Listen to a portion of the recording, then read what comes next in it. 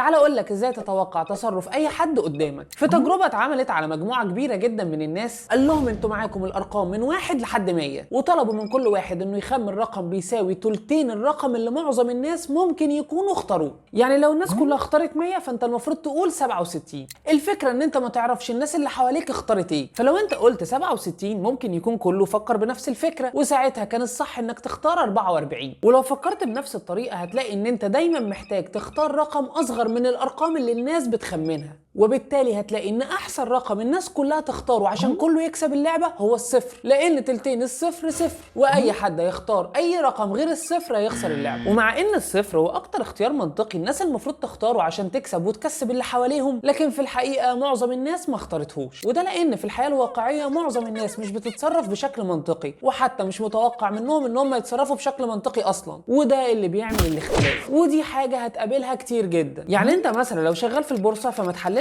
كل حاجه بناء على الارقام، لان انت كده بتفترض ان الناس بتفكر بشكل منطقي، وساعتها هتتصدم في الواقع انك بتخسر. واحسن نصيحه اقدمها لك انك ما تحاولش تتوقع تصرف اي حد قدامك، لكن اختار التصرف الانسب اللي ترد بيه على تصرفه.